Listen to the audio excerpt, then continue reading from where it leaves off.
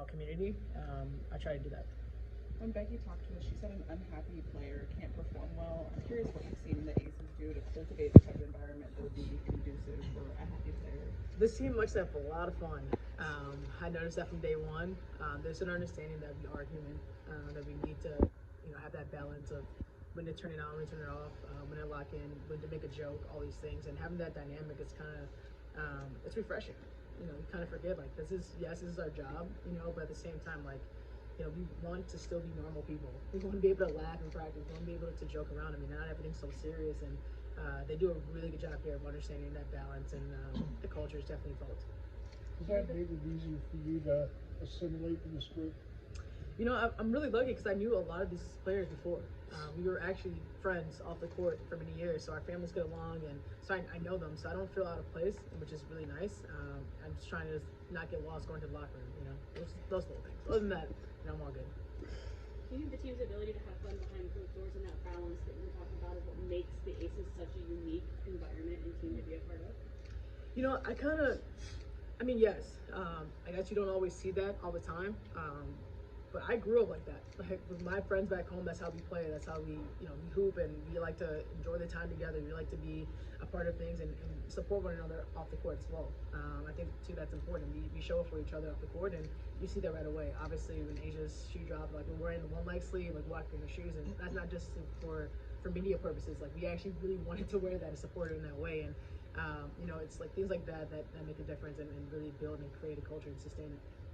You've always talked about relying on the work that you put in. How much about this process, this transition, has been kind of always knowing who you are and trying not to kind of get out of body and do something that you probably wouldn't do with any other situation? My routine hasn't changed in years. It won't change. I think it's a pretty good one so far. And that's the thing. I always will train the same way. That's just how I am. So it doesn't matter where I'm at, who's around, who's in the gym, who's not. I have a routine. I stick to it, and allow myself to stay on that routine. Gives me perspective. I know that if I'm preparing for whatever, like I'm never going to be caught off guard, and I can rely on all those things that I've done for years, and hopefully it gets me where I want to be. And just going into a new chapter, what's part of your game that you're most confident in going into it? I'm confident a lot in a lot of aspects. I think honestly, I was talking to Becky the other day, like I'm getting open a lot. It's kind of weird, like. What do? I think I traveled on one place. I was like, I have so many options. I don't know what to do. So I think my ability just to be who I am, shoot the ball. Like that's what I get paid to do. I get paid to shoot and guard. I'm a shooting guard. Put those together, and I think that's where my confidence lies, and it's understanding that doesn't change regardless, and having people around me that want me to do that allows me to just be myself all the time. You've been here long enough now that you, in the locker room, we talked about chemistry, but Sid's in Indianapolis. Who's the prankster? Who do you got to watch your back for?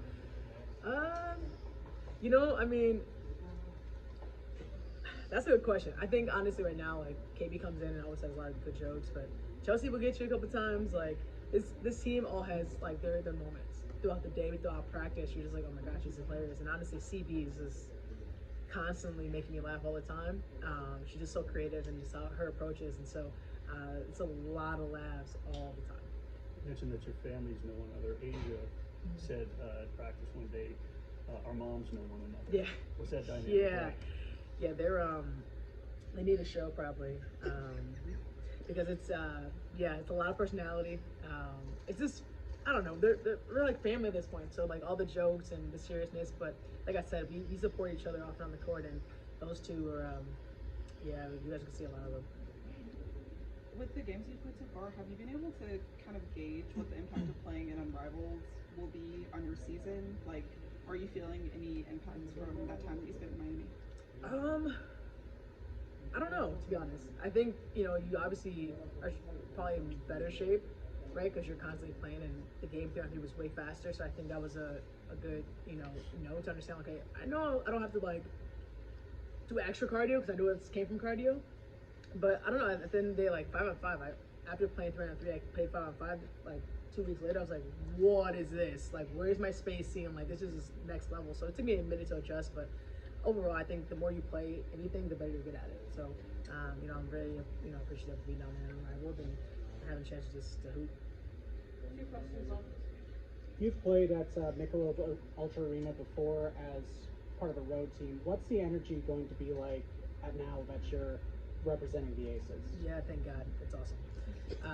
It was just so hard to play here on the road. I mean, you looking at it like trying to like not dance to the music, not trying to get it distracted, and there's a lot of things. But here, you like immediately feel just the energy, and you need that. Like in games, you need that atmosphere to just be next level, and that's how it always is here. And so to be on the other side of it, even in a preseason game, you're like, wow, this is awesome. It's next level. It's loud. Everyone's engaged. Everyone knows what's going on, and it's a pretty cool atmosphere. What's become your favorite part of Las Vegas away from basketball? Crib. I'm simple. I go do my stuff, hang out with my dogs, and that's it. So can we get a video? Hey, this is Jewell Loyd. Welcome to my No, I don't let people in my house. You got different people get weird. I don't like all that stuff. So you gotta, I keep my space. Thanks, Jewell. Thank you. Thank you.